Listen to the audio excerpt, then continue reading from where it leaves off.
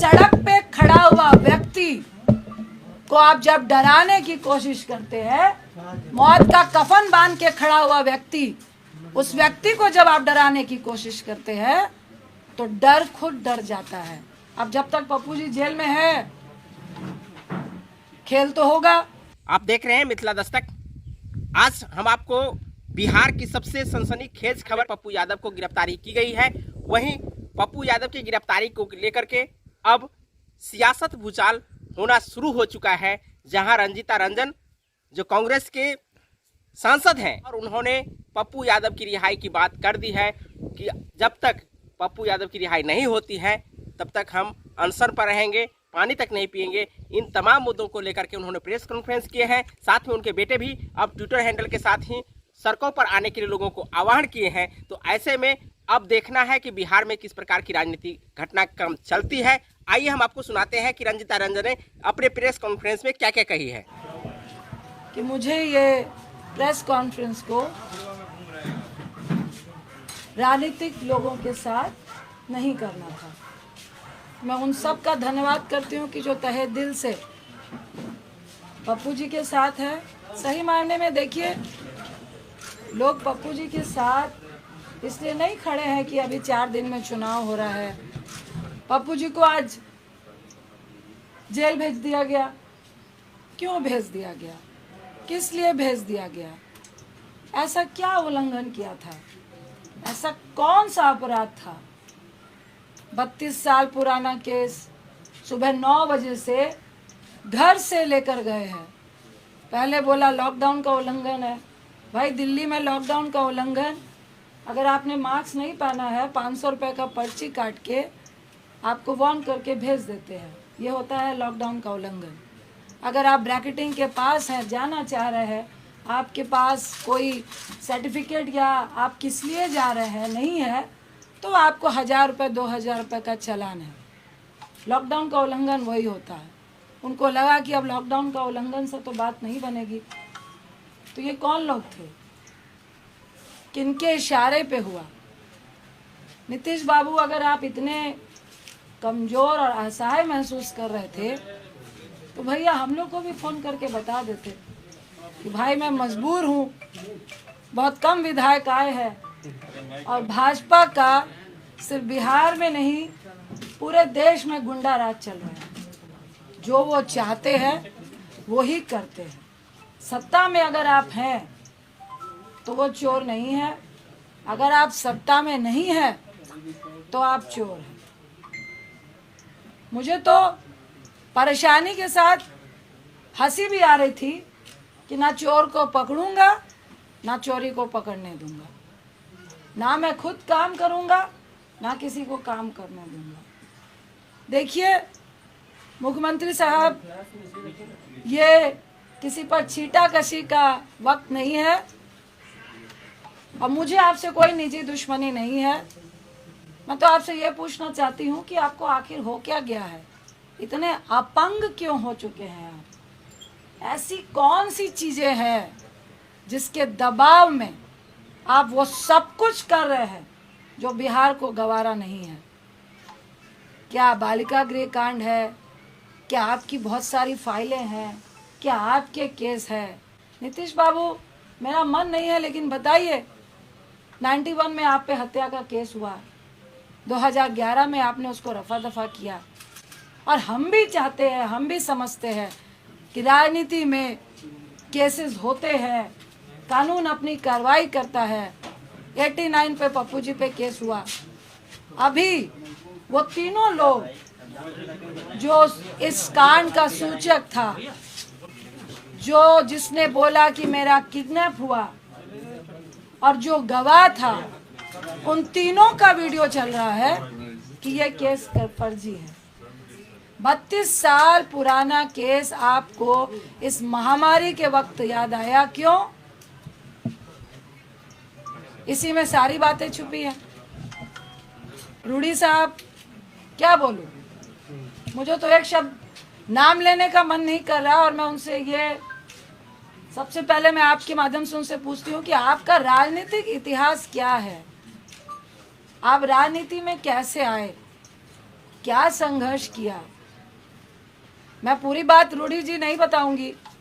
आप पायलट थे, आप कैसे क्या किए, किनको नौकरियां दिलाइयां, किसके आशीर्वाद से आप राजनीति में आए, कैसे मंत्री बने, और आपके घर में उत्तराखंड में फार्म हाउस से लेकर, बिहार से लेकर, दिल्ली से लेकर, कहाँ कहाँ पे जितने भी स्टाफ हैं, रूडी साहब आप ही बता दीजिए सैलरी कहाँ से उठाते हैं। जो कॉन्स्टिट्यूशन क्लब में आपको इंचार्ज बनाया गया, वहाँ पे कितना घोटाला हुआ वो आप ही बताएंगे। वहाँ कितने स्टाफ हैं और कितने काम कर रहे हैं और कितने आपके यहाँ पे काम कर रहे हैं वो भी आप ही बताएंगे। आप स्किल इंडिया के मिनिस्टर थे, मोदी साहब ने आपको क्यों हटाया वो भी आप ही बताएंगे। एम्बुलेंस के ड्राइवर को स्किल इंडिया के तहत आपको ट्रेनिंग देनी थी, क्यों नहीं दी वो भी आप ही बताएंगे। मेरा तो सवाल इतना है कि जिनके घर पत्थर शीशे के हों, और वैसे लोगों को पत्थर मत मारिए जो सड़क पे पहले से खड़ा है। इतना आसान नहीं होता है।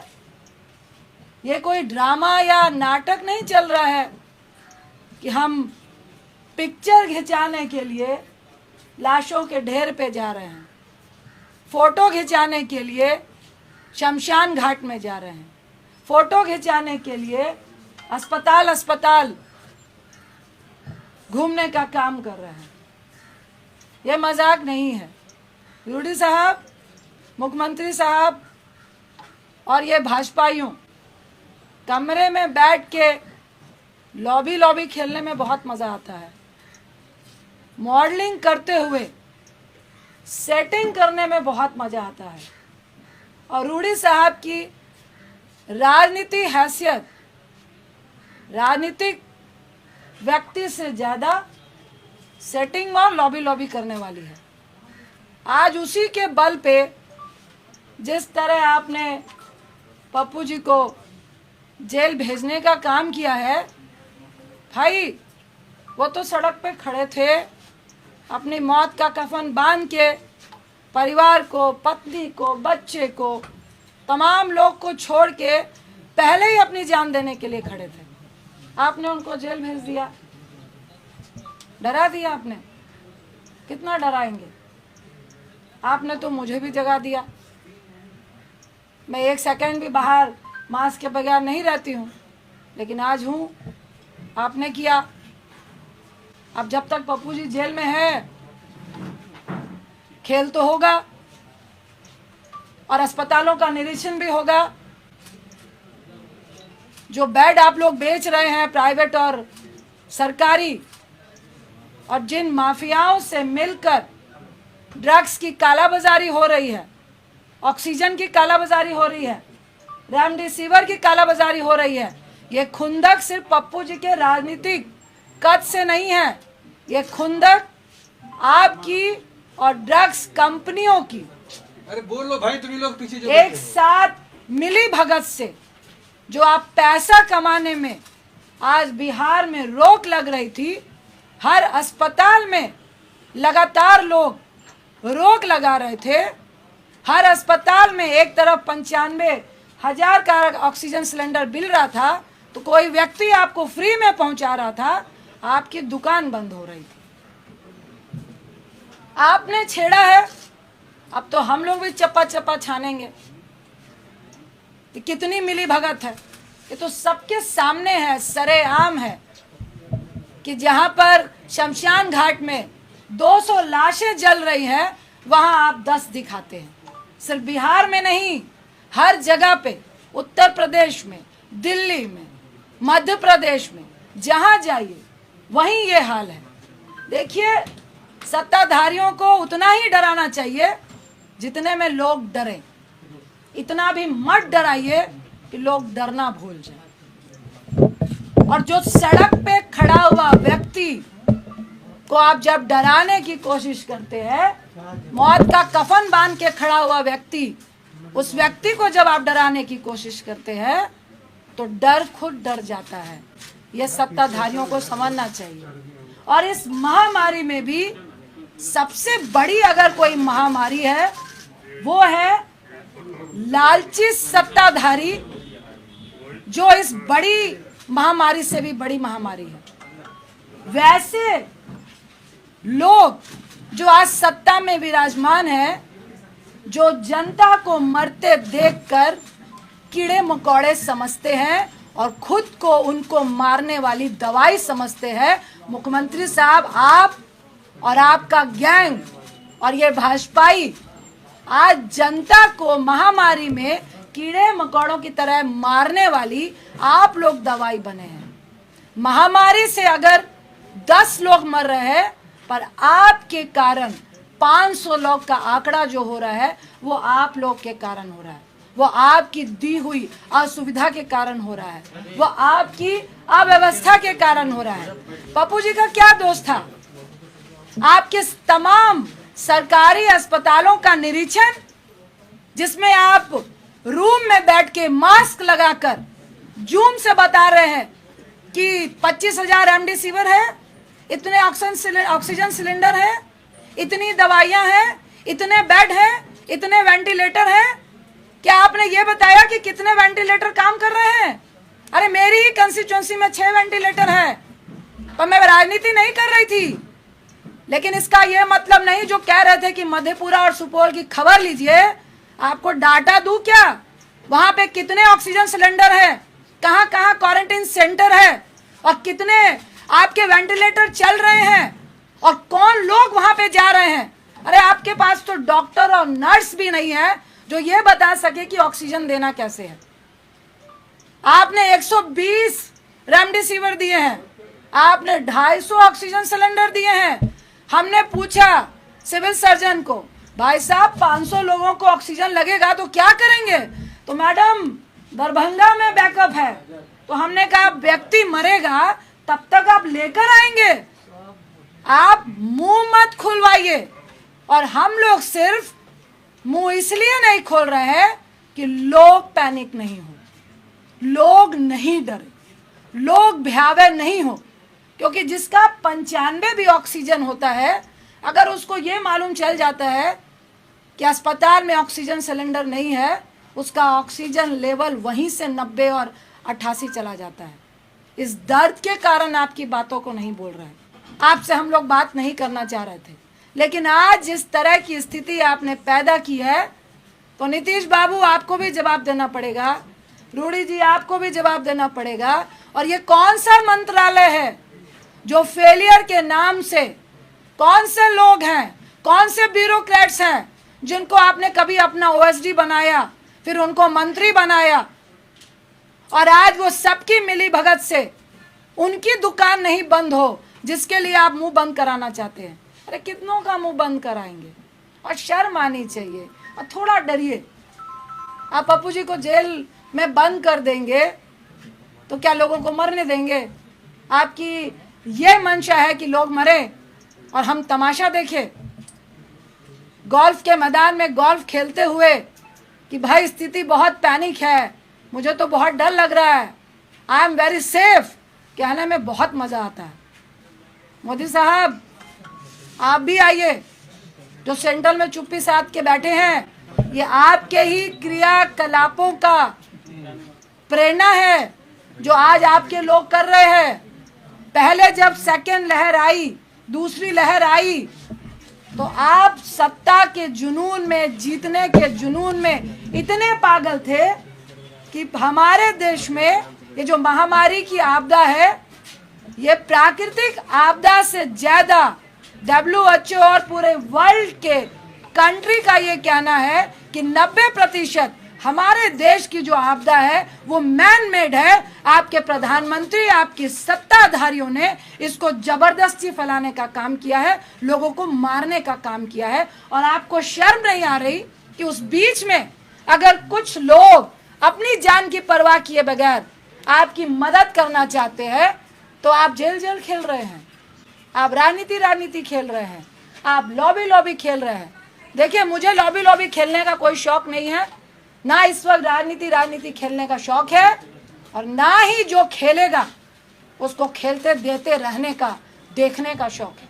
अगर पप्पू जी की रिहाई नहीं हुई और ये ड्रामा चलता रहा तो बहुत जल्द आपको भी मुख्यमंत्री आवास से निकलना पड़ेगा, आपके मंत्रियों को मुख्यमंत्री आवास से निकलना पड़ेगा और चौराहे में खड़ा होना पड़ेगा और जवाब देना पड़ेगा।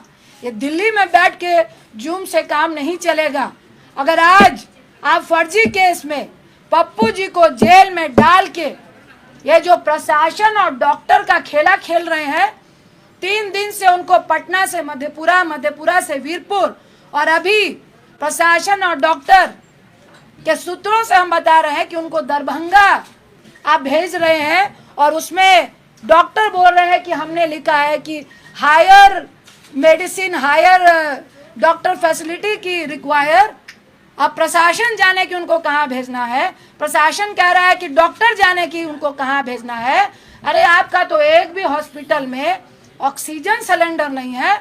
आप पप्पू जी का सीवियर इन्फेक्शन है, सुन लीजिए, शुगर के पेशेंट हैं और 1.25 महीने पहले उनका गॉल ब्लैडर का ऑपरेशन हुआ है, उनके लीवर में 30% प्रॉब्लम है। और अभी मैं आते वक्त भी जो डॉक्टर ने ऑपरेट किया उनसे बात करके आई हूँ कि हैवी रिस्क है कि उनको दोबारा इस हालात में इन्फेक्शन के चांसेस हैं, क्योंकि बहुत नया ऑपरेशन है। उसके साथ ही उनको सीवियर इन्फेक्शन थे, जिसकी सारी रिपोर्ट आपको दी गई है।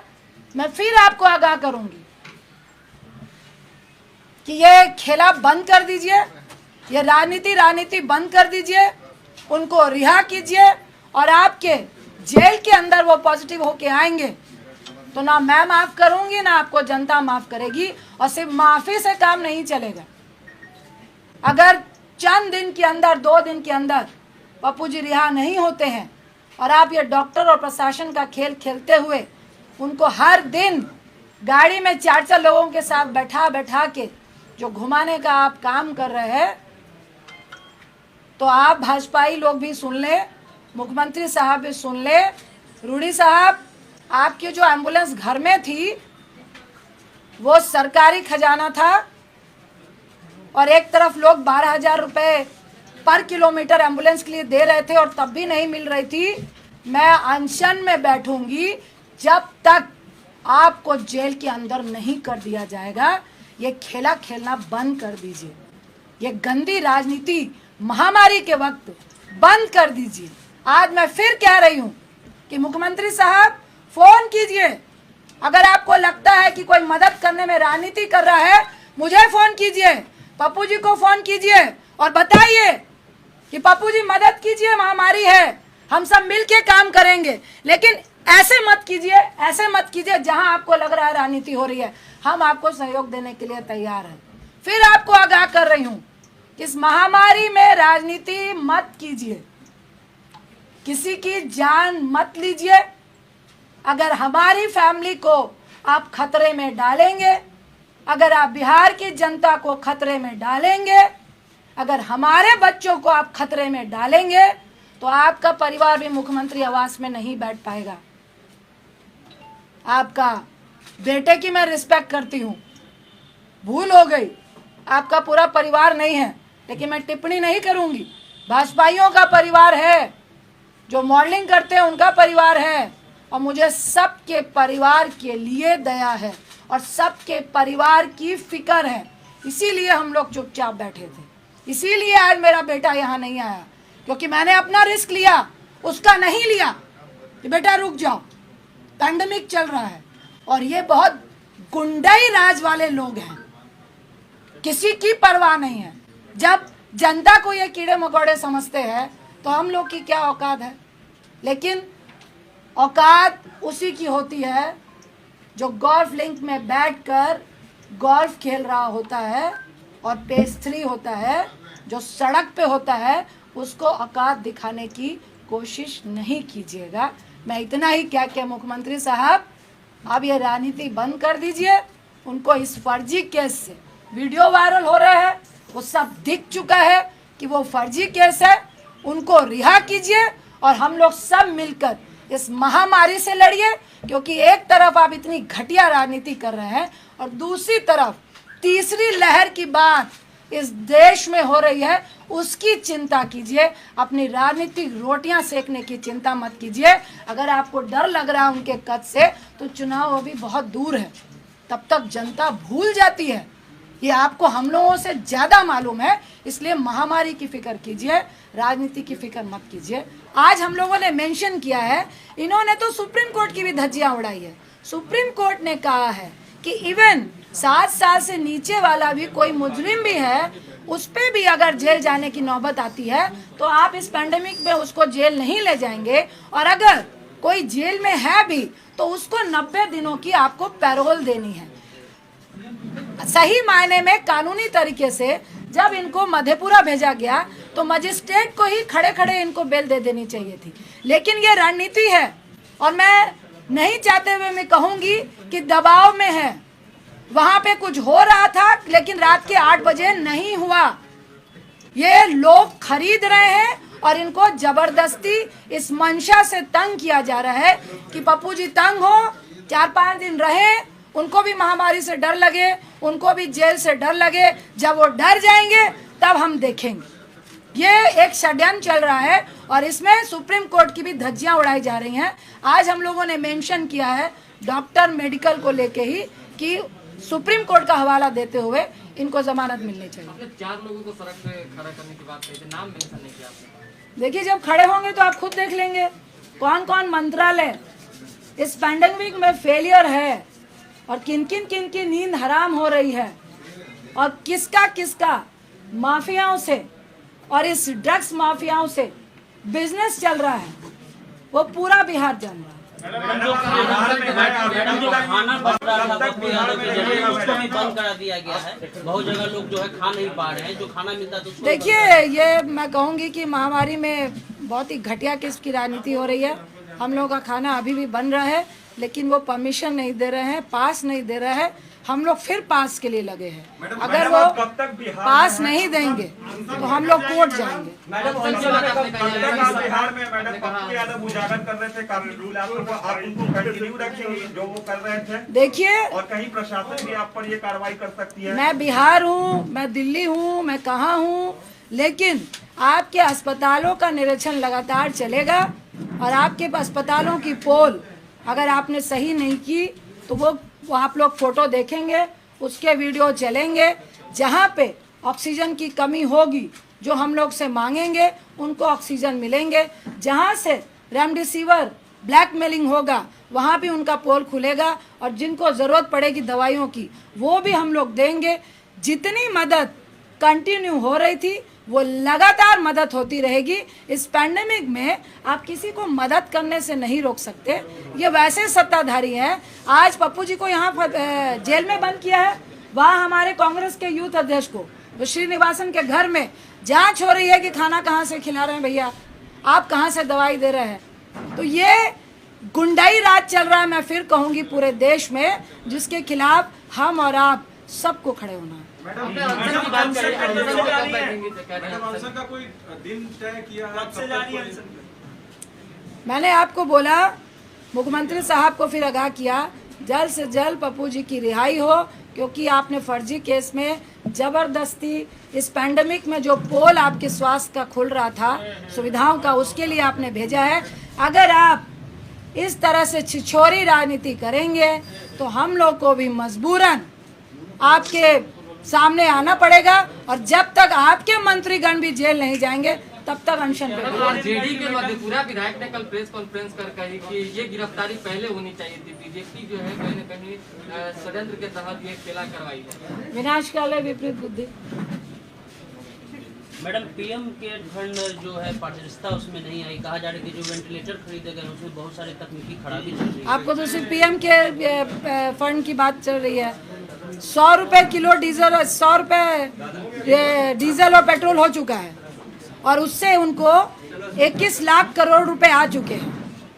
और पीएम फंड में भी कितने रुपए आए हैं वो उन्होंने बताया नहीं है। और ये पैसा कहाँ जा रहा है, किसकी जेब में जा रहा है, क्या मुझे तो मैं दावा करती हूँ कि ये ऑक्सीजन सिलेंडर की ब्लैकमेलिंग वालों को मिल रहा है, अभी दिल्ली में खान मार्केट में पकड़ाया था 800 जो ऑक्सीजन आपके कंसंट्रेटर है और उनका जो नवनीत कालरा वो बीजेपी और आम पार्टी से मिला हुआ है। ये तो मिली भगती और उन्हीं को पैसे दिए जा रहे हैं कि आप विदेश से मंगाइए 20,000 में और यहाँ पे 70,000 में दीजिए और फिर हमारे पार्टी फंड में भी दीजिए।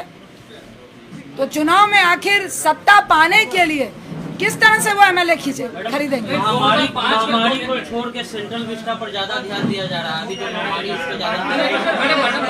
मैडम सिंपल सवाल ये है कि 2005 में जब चंद्रशेखर खड़े हुए थे मधेपुरा से, उन्होंने पैम्पलेट पर आपका और पप्पू जी का फोटो लगाया था, लेकिन कल उन्होंने कहा है कि पप्पू यादव गुंडा है और बीजेपी के एजेंट है। आप सवाल का भी जवाब आप खुद ही दे रहे हैं। नहीं तो आप बताइए कि आपका फोटो भी इस्तेमाल किया। मुझे कोई कमेंट नहीं करना, वो इस लायक नहीं है। मैडम, जिस तरह से पप्पू जी लगातार सरकार के खिलाफ उद्भेदन कर रहे थे, क्या रंजीता रंजन जी अब बिहार प्रकाश करके इसी तरह का पप्पू जी का जो कार्य था वो संभालेंगे? देखिए, मैं इस पैंडेमिक में तमाम बिहार वासियों के साथ हूँ और ये दुर्व्यवस्था जो स्वास्थ्य में है उसके साथ हूँ।